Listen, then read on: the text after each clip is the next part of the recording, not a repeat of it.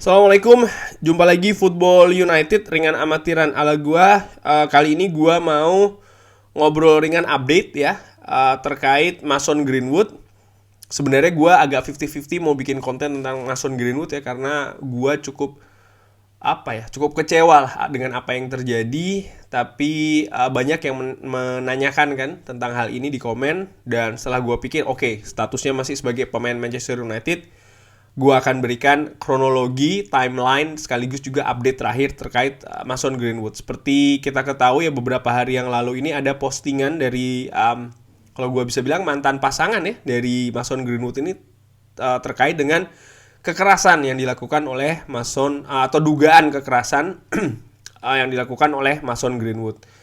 Setelah tersebar ya postingan tersebut, beberapa pihak memberikan tanggapan nih, mulai dari Manchester United yang memberikan tanggapan kalau mereka aware atau mereka mengetahui tentang hal yang terjadi di sosial media ini. Nike juga, aparel pribadi atau sponsor pribadi dari Mason Greenwood pun juga memberikan komentar yang sama, dan sama-sama memantau situasi yang akan terjadi selanjutnya. Tapi mereka betul-betul tahu nih tentang apa yang terjadi.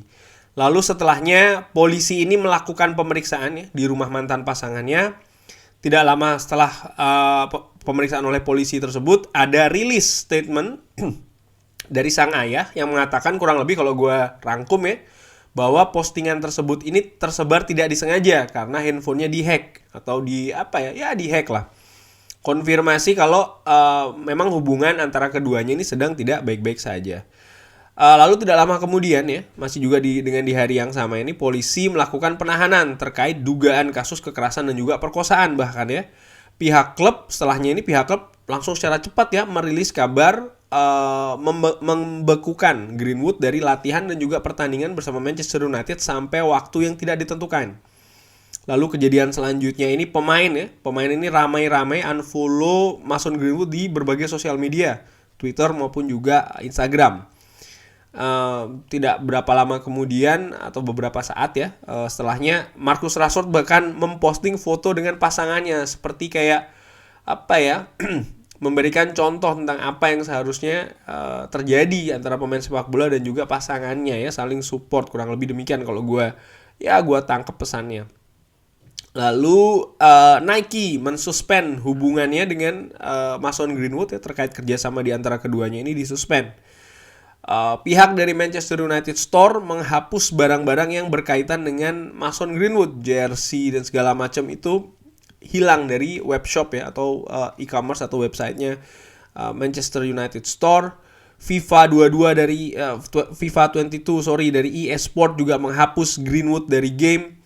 Dan kabar terakhirnya ini bahkan pihak klub Manchester United berencana melakukan pengembalian ya, atau ya semacam kayak ganti rugi bagi supporter yang sudah terlanjur membeli barang-barang yang berbau dengan Mason Greenwood, seperti kayak jersey ya.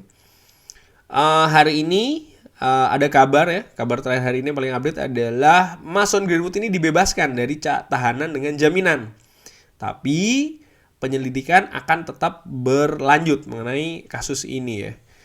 Kurang lebih demikian update tentang Mason Greenwood. Nah, bagaimana opini gue dengan amatiran? Buat gue ya, apa yang terjadi ini masih belum 100% selesai. Ini masih jauh dari selesai. Masih banyak kemungkinan yang akan terjadi. Karena walaupun ditangguhkan penahanannya, artinya dibebaskan dengan jaminan, tapi penyelidikan masih terus. Artinya apa? Kasusnya ini belum tutup, masih terus bergulir, dan sekali lagi ini masih jauh dari selesai. Apakah dengan berarti ini dengan tidak ditahannya Mason Greenwood ya, tapi kasusnya atau penyelidikan masih terus berlangsung, ini apakah berarti kalau dia bisa bermain dan juga latihan? Gua pikir tidak semudah itu. Proses ini masih akan menyita waktu, tenaga, uang, bahkan pikiran dari sang pemain ya. Karena impact dan juga pihak yang terkait ini sangat rumit, bukan cuma dirinya dengan Manchester United, tapi banyak sekali yang ada di di bisnis, hubungan dan lain-lain, seperti EA Sport, Nike, dan gue nggak tahu lagi ada brand-brand lain juga yang ada di sana. Dan apa yang terjadi dengan mereka, artinya perusahaan-perusahaan itu termasuk Manchester United, Nike, mereka sudah menghapuskan, tentu saja tidak akan semudah itu mereka akan mengembalikan lagi. Mereka juga punya tim hukum masing-masing, perusahaan-perusahaan tersebut ya, brand-brand tersebut. Dan menurut gue juga mereka pasti akan dengan sangat hati-hati membuat keputusan terkait dengan hal ini. Dan dengan apa yang terjadi sekarang, dia tidak dipenjara lagi, tidak ditahan lagi, sorry ya. Kasusnya pun masih dalam status dugaan karena penyelidikannya belum selesai. Ya gue pikir tidak banyak berubah sih mengenai kegiatan dia di sepak bola. Artinya ini masih dibekukan ya. Menurut gue ya musim ini bahkan Mason Greenwood tidak akan bermain lagi. Dia sudah selesai musim ini dan masih dengan resiko yang sangat mungkin kalau karir sepak bolanya ini selesai ya. Apalagi kalau seandainya penyelidikannya nanti ya, pendidikan lanjutannya itu justru bisa menemukan bukti atau bahan tambahan. Ya bisa gue bilang ya akhirnya dia akan berurusan lebih dalam lagi dengan hukum ya. Dan kalau menurut gue sih nama sang pemain ini juga sudah sangat rusak ya. Dan menurut gue ini sangat sulit untuk dia bisa bangkit. Kenapa? Karena dugaan kasusnya juga sangat sensitif ya. Sekali lagi, dugaan kasusnya juga sangat sensitif yang berkaitan dengan kekerasan terhadap lawan jenis dan ada dikaitkan juga dengan perkosaan. Dan menurut gue ini bukan kejahatan biasa. Ini kejahatan yang ya, luar biasa. Kurang lebih demikian sih ya. Dan sekali lagi kenapa gue kasih update tentang Mason Greenwood ini, karena yang bersangkutan ini kan statusnya masih sebagai pemain Manchester United. Manchester United belum ada kayak pemutusan hubungan kerja dan lain-lain, belum ada. Jadi ya masih statusnya sebagai pemain Manchester United. Walau tentu saja menurut gue dugaan kasus ini ya yang masih dalam penyelidikan lanjutan ini adalah perbuatan yang sangat salah ya. Sangat salah, tidak dibenarkan. Gue juga tidak suka ya. Ini melawan hukum dan lain-lain.